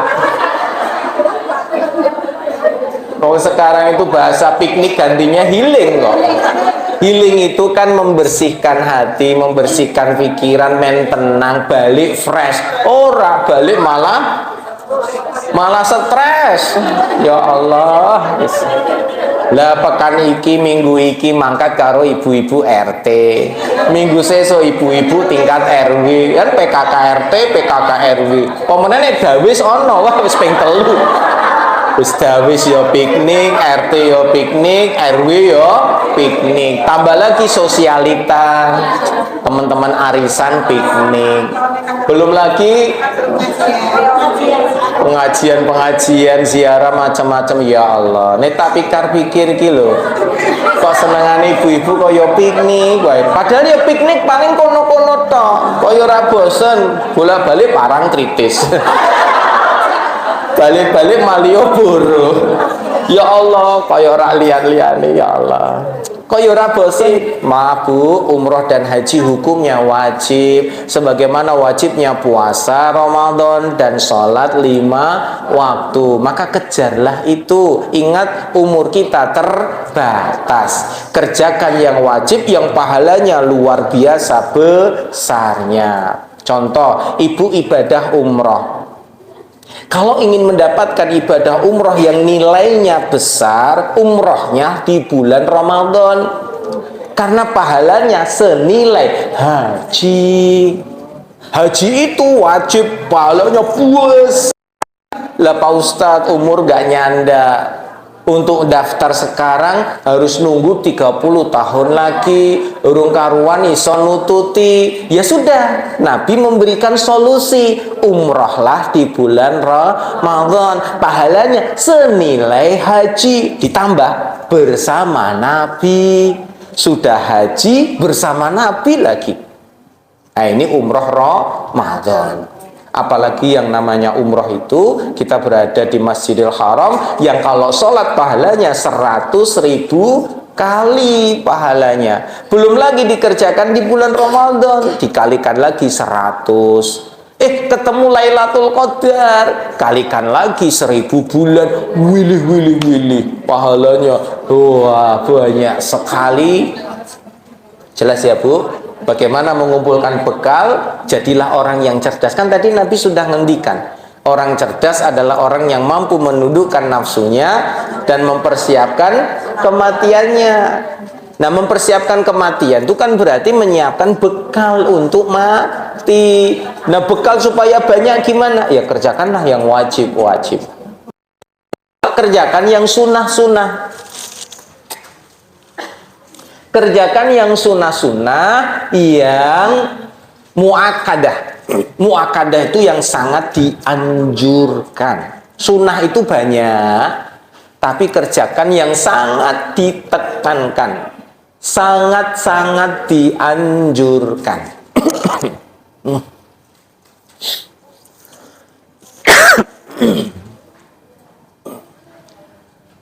Contoh ya Bu ya, kalau kita sholat fardu namanya sholat wajib. Maka iringi yang sunnah muakkadah sholatnya apa? Rawatib. Rawatib itu qobliyah, ba'diyah. Nah itu sunnah muakkadah. Sunnah yang sangat dianjurkan untuk dikerjakan. Kalau ibu mampu, tambah itu. Sebelum sholat duhur, sholatlah dulu sunnah qobliyah. Berapa rakaat? 4. 2 rakaat salam, 2 rakaat salam. Barang siapa sholat duha 4 rakaat, qobliyah duhur 4 rakaat, Allah akan bangunkan istana di surga untuknya. Oh gitu. Syaratnya 4 duha, 4 qobliyah duhur. Jelas ya Bu? Nah, habis duhur kerjakan ba'diyahnya. Berapa rakaat? 2. Ini yang muakkad. Tambah lagi 2. Berarti berapa total? 4. 4 sebelum duhur, 4 sesudah duhur, 2 rakaat salam, 2 rakaat salam. Maka barang siapa, perhatikan, yang dia mengerjakan salat qobliyah 4 rakaat, ba'diyah 4 rakaat di waktu duhur, Allah bebaskan dia dari neraka. Masya Allah. Ini pahala yang istimewa. Syaratnya 4 sebelum duhur, 4 sesudah duhur. Istimewa. Nah Ibu, kalau laki-laki agak sulit mengerjakan ini di masjid kalau dia tidak gasik datangnya. Contoh, habis azan bergegas dia ke masjid, belum sempat sunnah, wis iqamat. Nah kalau ibu-ibu enak, sholat di rumah leluasa. Jangan mung sing wajib-wajib saja, eman. Jelas ya Bu? Ini muakkadah. Contoh lagi sholat sunnah yang muakkadah, yaitu sholat duha. Ada lagi sholat tahajud. Sholat duha itu dibagi 3. Sholat duha di awal waktu, pertengahan, dan akhir. Di awal waktu itu namanya sholat sunnah syuruk, 1,5 jam setelah azan subuh. Biasanya ada waktu syuruk. Nah itu sholatnya cuma 2 rakaat saja. Ibu sholat 2 rakaat saja disebut sholat sunnah syuruk atau sholat isyraq. Pahalanya seperti haji dan umrah yang sempurna. Ini syaratnya ya abot. Bar subuh kudu rak mancat, ndak pergi sampai terbit mataharinya. Ya dikir boleh, baca Quran boleh, kita belajar boleh, thalabul ilmi boleh, sampai terbit matahari. Di mana? Masjid atau mushola. Tidak berlaku di rumah. Ibu nih ngomong, suruh ki, bisa. Ya harus di masjid atau mushola. Kan ini ajak suami. Kalau ndak mau suaminya, ajak di acara-acara yang di masjid-masjid itu mengadakan. Biasanya hari Sabtu Minggu ada masjid-masjid mengadakan kajian syuruk. Nah, ambil itu. Kecuali ibu-ibu bisa ibadah haji dan umroh di Masjid Nabawi, Masjidil Haram, kejar. Ya, di sana itikaf sebentar dari subuh, jangan beranjak sampai syuruk. Ini duha di awal waktu. Duha di pertengahan itu sekitar jam 9. Ini pertengahan duha. Minimal 2 atau 4. Kalau bisa 4. Jangan 2. 2 itu minimalis. Kalau syuruk harus 2. Gak boleh nambah. 2 saja. Nah nanti kalau mau nambah, ya yang ini jam 9, jam 10. Ini sholatnya kalau bisa 4 rakaat. 2 salam, 2 rakaat 1 salam, 2 rakaat 1 salam. Maka barang siapa yang bisa 4 rakaat duha dan 4 rakaat sebelum duhur, Allah bangunkan istana di surga. Dan itu Bu bisa menjauhkan kita dari bala musibah bencana. Jadi kalau ibu mau safar, mau pergi kemana, mau keluar dari rumah, mau kemana, itu supaya terhindar dari musibah, bala, bencana, sholat duha 4 rakaat. Jam 9 tadi. Nah, yang terakhir itu jam 11. Jadi menjelang duhur, 1 jam sebelum duhur. Itu juga minimal 4 atau sampai 8. Maka, wah, kalau yang agak siang ini istimewa. Kenapa? Allah akan cukupkan rezekinya sampai hari itu. Ibu punya masalah uang, punya masalah harta, punya masalah kesempitan rezeki, sholatnya di sini. Akhir duha. Nah, insya Allah, Allah cukupi rezekinya. Lah Pak Ustaz, kalau tiga-tiganya gimana? Oh, the best. Surupnya oke. Baru duha jam 9 oke. Jam 11 juga duha lagi oke. Oh, the best. Nah, ibu-ibu kan waktunya banyak. Sing ra duwe cah cilik lho ya. Ning duwe cah cilik ya rada-rada repot. Nah, ini contoh Bu, sholat sunnah muakkadah atau yang sering dianjurkan Nabi. Yang berikutnya tahajud. Jaga. Kalau bulan Ramadan namanya qiyamul lail, sholat taraweh. Itu termasuk sholat tahajud di awal malam. Nah, ini tahajud. Nah, ada yang tidak muakkadah, artinya sunnah biasa. Contohnya sholat tasbih. Sholat tasbih. Sholat tahiyatul masjid, sholat sunnah wudhu, itu tidak muakkad. Tidak muakkad itu tidak ditekankan, tapi dikerjakan boleh. Atau sholat sebelum asar 4 rakaat. Ibu, sholat sebelum asar tidak disebut qobliyah asar, karena sholat asar berdiri sendiri, tidak ada qobliyah asar. Adanya sholat sunnah mutlak, kerjakannya 4 rakaat. Barang siapa yang mengerjakan sholat sunnah 4 rakaat sebelum asar, Allah memberikan rahmat kepadanya. Masya Allah, itu pahalanya luar biasa.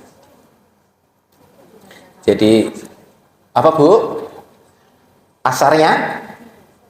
Dengan catatan sholat asarnya tepat waktu. Bebas Bu, boleh. Pokoknya sebelum dikerjakan sholat asar, kerjakan sunnahnya dulu ya.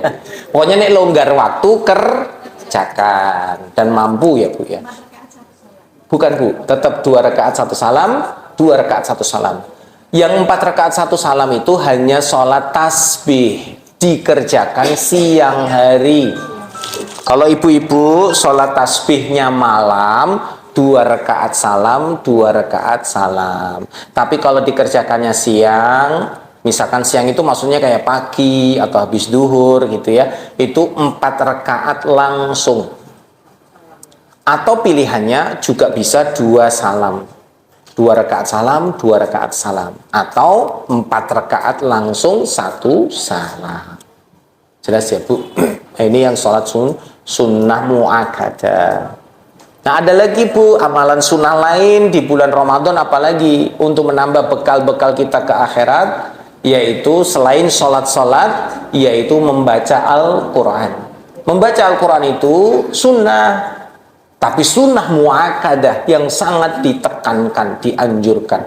Perbanyaklah baca Quran, karena Al-Quran itu besok bisa memberi syafaat kepada yang membacanya. Yang ketiga, yang terakhir, kalau dibahas banyak, perbanyak sedekah. Perbanyak sedekah. Perbanyak sholat, perbanyak baca Quran, perbanyak sedekah. Apalagi di bulan Ramadan. Sedekah tidak harus uang. Sedekah itu bisa makanan, bisa minuman, bisa pakaian, bisa tenaga yang meringankan orang lain, membantu menolong orang lain, berbagi, bersedekah. Itu amalan yang sangat dianjurkan. Apalagi sedekahnya jariyah. Sedekah jariyah itu bisa ilmu yang ditularkan, bisa harta yang diberikan yang terus bisa mengalirkan pahala. Contoh, oh ini kok udah ada pompa air ya, masjidnya kok mati togi. Oh jebule sanyone rusak, belikan sanyo pompa air. Selama air itu mengalir dapat pahala. Oh masjid itu direnovasi urung rampung-rampung, iki nek sholat ya ora nyaman, bantu sedekah jariyah. Jadi kalau ingin pahala ngalir terus ya, bersedekahlah ilmu dan harta yang bisa mengalir terus pahalanya. Termasuk juga bagaimana kita berbagi ilmu untuk anak-anak kita, agar anak-anak kita menjadi soleh-solehah, sehingga mereka besok mendoakan untuk kita dapat ampunan. Barakallahu fikum. Karena waktu juga alarm saya sudah berbunyi sebelum jam 11, masih ada waktu 10 menit, nggak tahu ada tanya jawab apa tidak, maksimal jam 11. Barakallahu fikum, moga-moga berkah. Assalamualaikum warahmatullahi wabarakatuh. Sebelum dilanjut pertanyaan, Pak, mungkin perlu dijelaskan lagi. Tadi sholat 4 rakaat sebelum asar, itu niatnya bukan qobliyah ya? Iya. Bukan qobliyah. Mutlak ya? Iya, sholat 2 salam gitu. Iya betul. Jadi sholatnya bukan qobliyah asar, tapi sholatnya mutlak. 2 rakaat 1 salam, 2 rakaat 1 salam. Sama dengan sholat sebelum maghrib, itu sholatnya mutlak. Tidak ada qobliyah maghrib, adanya ba'diyah maghrib. Nah kita sebelum maghrib menunggu iqomat, memperbanyak sholat. Kalau 2 rakaat bisa, nambah lagi 2 rakaat, nambah lagi 2 rakaat sampai iqomat. Itu pahalanya luar biasa. Nah, termasuk sebelum Isya, tidak ada qobliyah Isya. Maka sholatnya niatnya sholat sunnah mutlak. Jelas ya, Bu? Ya baik, pertanyaan Ibu. Yang hijau dulu nih, oh, tadi yang ya. Ya.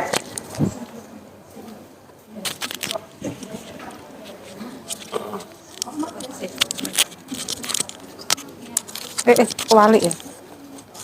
Ya, langsung saja, Bu. Assalamualaikum. Ya, langsung saja. Assalamualaikum warahmatullahi wabarakatuh. Assalamualaikum.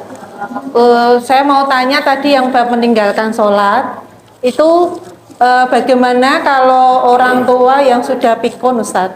Jadi kadang teringat jam sholat, kadang enggak, itu gimana? Ya. Terus nah ada dua yang tadi 10 dosa besar itu saya kok masih dua itu jenengan tadi tolong digenepi atau mohon jawabannya. Wassalamualaikum warahmatullahi wabarakatuh. Waalaikumsalam warahmatullahi wabarakatuh. Yes, langsung saya jawab saja.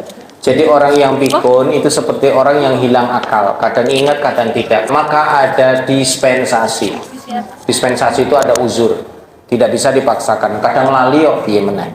Ibu ada resep, apabila tidak ingin pikun di hari tua, sering-seringlah membaca Al-Quran. Siapa yang sering membaca Al-Quran, insya Allah di masa tua tidak pikun. Itu resepnya.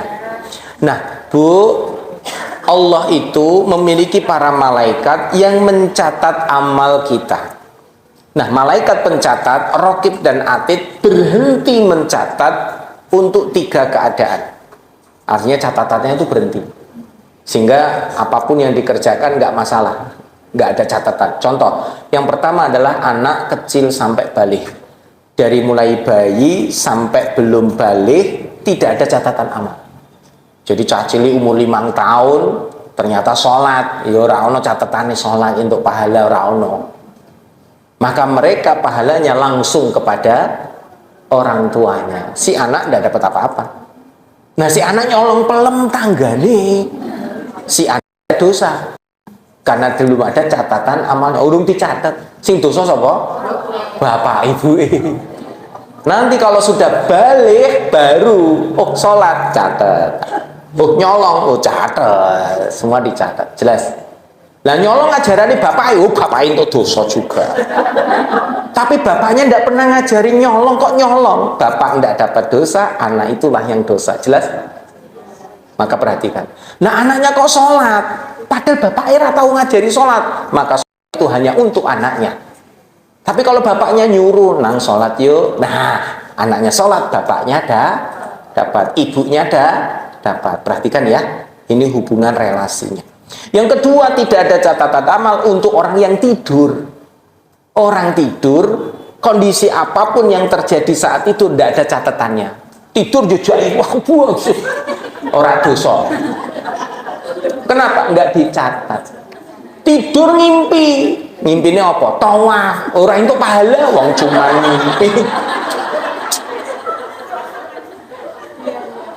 Lah ngimpinya ternyata lagi sholat, ya tidak dapat pahala, wong cuman mimpi. Atau di alam mimpi dia melakukan dosa juga tidak kena dosa karena cuman mimpi. Malaikat berhenti. Nanti malaikat mencatat saat dia sudah terbangun. Lu bangun kok baca doa, catat amal soleh. Bangun kok malah miso-miso, catat dosa. Dan yang ketiga, malaikat berhenti mencatat untuk orang yang hilang akal. Jadi orang kalau sudah hilang akal, nggak berakal lagi, berhenti catatannya. Maka orang pikun kategorikan orang yang hilang akal. Wis ora tetek akal, wis ora jelas. Kayak tadi pagi subuhan ada tetangga kami yang mohon maaf agak pikun, kudune mlebu masjid ki tanggane kene, malah dene lewat kono munggah ngene. Langsung mbah mboten niku mbah mriki. Lho dalane kono kok mriki mbah mriki. Ah wis pandangane wis ora jelas rodok. Nah, kayak gini udah terlepas. Kok ternyata pikun kok jik melu aktivitas ibadah, ya insya Allah bisa mendapatkan amal soleh. Tapi kalau ndak ya ndak apa-apa, uzur. Jelas ya. Kecuali mohon maaf memang dia mampu mengingat sesuatu ndak mau, itu bahaya. Maka kita berdoa kepada Allah di usia akhir kita jangan sampai terjadi sedemikian. Tetap dikuatkan ingatan kita untuk beramal soleh kepada Allah Ta'ala. Jelas ya? Terus tentang dosa besar tadi, yaitu harus satu sesi lagi. Mungkin kok apa itu pembahasannya panjang. Bersambung aja lah ya. Karena itu juga dasar, Bu, nyuwun sewu saya kasih tahu ya. Kita ini kalau belajar, selain belajar hal-hal yang mendatangkan pahala, penting juga belajar tentang hal-hal yang mendatangkan dosa. Untuk apa? Untuk hati-hati. Kadang-kadang kita nggak sadar, oh ternyata itu dosa toh. Contoh, iya, ono kupu-kupu, wah, kiara pernah tamu ini, kupu-kupunya gede, wah tamunya gede ini. Itu termasuk tatayur, bentuk-bentuk kesyirikan. Nggak boleh. Bukannya gone HP horoskop Sagittarius, ekonomi, seret, keuangan, itu termasuk juga bentuk-bentuk kesyirikan. Itu dosa juga. Jelas ya Bu ya? Artinya banyak dosa-dosa yang kita kadang nggak belajar, padahal kita sering melakukan. Kapan-kapan deh sesi khusus tentang belajar tentang dosa-dosa. Sebagaimana kita juga belajar tentang pahala. Hari ini kan kita belajar banyak tentang pahala ya. Nih ojo nganti kita nggak belajar yang tentang dosa, karena dosa itu bisa menggerogoti pahala. Contoh, ibu puasa dapat pahala ndak? Nek ngerasani. Ngerasani itu berarti dosa. Apa meneh miso-miso ngerasani tok dosa, apa meneh miso-miso padu sisan. Wis tenan, entek langsung. Entek. Hanya ngono batal kesisan daripada lah piye? Lah pahalane entek. Tiwas ngeleh entek. Mending batal sisan. Dan ini pernah terjadi Bu, karena saya melihat ada orang bapak-bapak itu padu, bulan puasa padu, baru langsung ngombe batal sisan. Kenapa? Aku serahin untuk pahala. Daripada aku ngeleh, tetap rahin untuk pahala, harus ngombe sisan batal, susu tak ganti. Ada yang seperti itu. Berarti dia udah tahu ilmunya. Ya dijak padu kok ya dilayani. Kudune kan ngomong, sorry aku ije posong, kok bar bodo tak layani. Harusnya gitu. Aduh. Nah ini belajar tentang mengerti pahala, sama pentingnya kita juga belajar mengenai dosa. Next time moga-moga madrasah ibu bisa ketemu lagi, reuni ya, ngaji lagi di sini gitu ya. Tempatnya enak gitu ya. Moga-moga berkah untuk yang punya tempat ini, menjadi pahala yang terus mengalir. Bu, wis jam 11 kurang 4. Ya wis sekali lagi wis, satu aja lagi. Monggo terserah panitia wis. Kapan-kapan WA Bu. Nah itu yang belakang Ibu.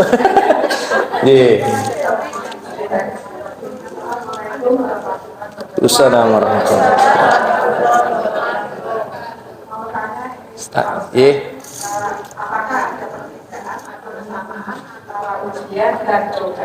Ujian dan cobaan.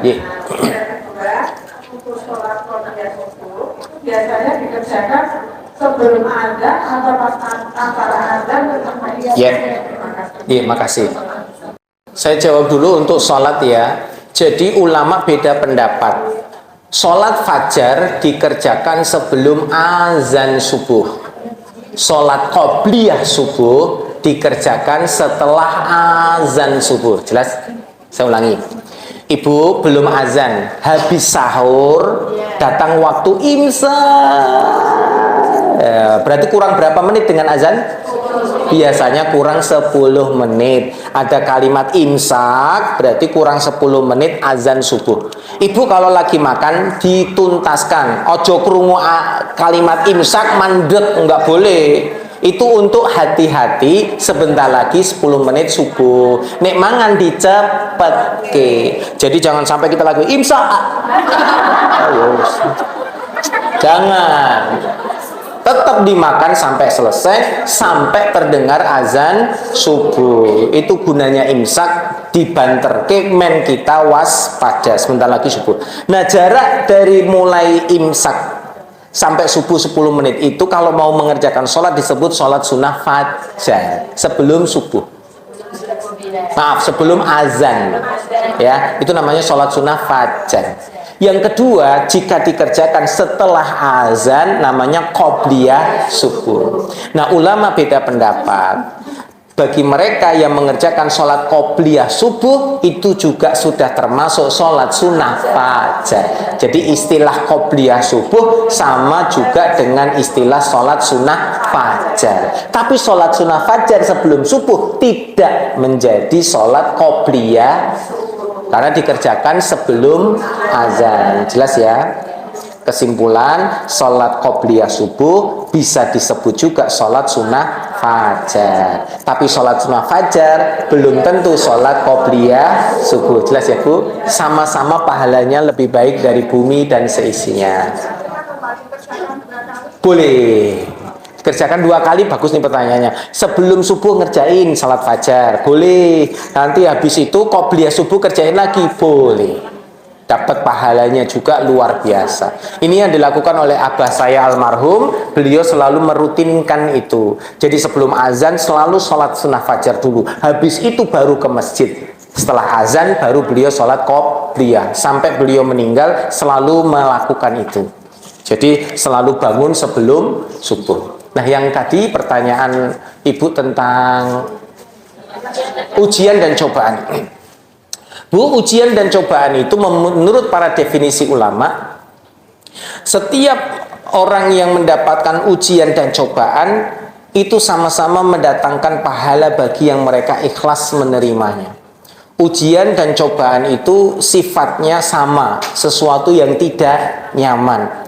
Nah, ujian biasanya itu bentuknya bisa nikmat, bisa musibah. Lah, nek cobaan biasanya sesuatu yang sifatnya ndak enak. Saya ulangi, ujian itu maknanya lebih luas. Bisa bentuknya ndak enak, bisa bentuknya enak. Nah, kalau musibah itu bentuknya ndak enak. Jelas ya Bu ya? Jadi musibah itu khusus sesuatu yang ndak enak. Ujian bisa ndak enak, bisa enak. Semua memiliki tingkatan. Terakhir pesan saya, kalau kita dapat ujian, cobaan, musibah, apapun yang tidak enak, percayalah kepada Allah Ta'ala. Dan apa yang disampaikan Nabi, semua itu dalam rangka menggugurkan dosa. Maka hati kita akan menjadi tenang, sabar, ikhlas menerima, tenang karena waktunya Allah sedang menggugurkan dosa. Meskipun tertusuk duri, Allah sedang gugurkan dosa. Maka jangan ngejek orang yang mendapat musibah, karena sesungguhnya dia sedang disayang Allah, digugurkan dosa. Justru kita yang harus khawatir, kok tidak pernah dikasih ujian. Kisah nyata di zaman Nabi, seorang Arab Badui datang. Orang Arab Badui itu orang pedalaman. Dia menyampaikan kepada Nabi, tidak pernah sakit. Apakah kamu pernah panas? Tidak pernah. Pernah sakit kepala? Tidak pernah. Pernah sakit yang lain? Enggak pernah. Maka orang ini pergi, Rasulullah bilang kepada para sahabat, kalau kalian ingin mengetahui ahli neraka, lihatlah dia. Ini menunjukkan, kata ulama, siapa yang pernah sakit kepala, insya Allah ahli surga. Pernah panas? Ahli surga. Karena yang nggak pernah sakit kepala, nggak pernah panas, nggak pernah sakit, berarti nggak pernah diuji sama Allah. Justru itu waspada, bahaya. Maka kalau kita mules, mencret, sakit, pegel, pijet-pijet terus, alhamdulillah, Allah sedang gugurkan dosa. Semakin tua semakin banyak penyakitnya, betul? Saya ulangi, semakin tua semakin banyak penyakitnya, betul? Ini Allah sayang. Sebelum kita mati, Allah gugurkan dosa-dosanya dulu. Maka orang yang sering saya ruqyah, Bu, sampai lama di tempat tidur, sakit macam-macam, saya bombong orang keluarganya. Allah sedang gugurkan semua dosanya. Nanti kalau dia mati, dosanya sudah hilang semua. Makanya jangan dipoyoi orang yang sedang sakit. Makanya kita harus membesarkan hatinya dan kita berharap ampunan dari Allah Ta'ala. Barakallahu fikum. Jumpa lagi di lain waktu. Insya Allah ibu-ibu panjang umur, berkah usianya, dan Allah mudahkan kita beramal soleh di dalamnya. Rabbana dzalamna anfusana wa illam taghfir lana wa tarhamna lanakunanna minal khasirin. Allahumma fir lana dzunubana wa liwalidayna warhamhuma kama rabbayana shighara. Rabbana hab lana min azwajina wa dzurriyyatina qurrata a'yun waj'alna lil muttaqina imama. Rabbana atina fid dunya hasanah wa fil akhirati hasanah wa qina adzabannar wa adkhilna jannata ma'al abrar ya aziz ya ghafar ya rabbal alamin walhamdulillahi rabbil alamin. Afu minkum Allah lam bisawab wa billahi taufiq wal hidayah. Assalamualaikum warahmatullahi wabarakatuh. Waalaikumsalam warahmatullahi wabarakatuh.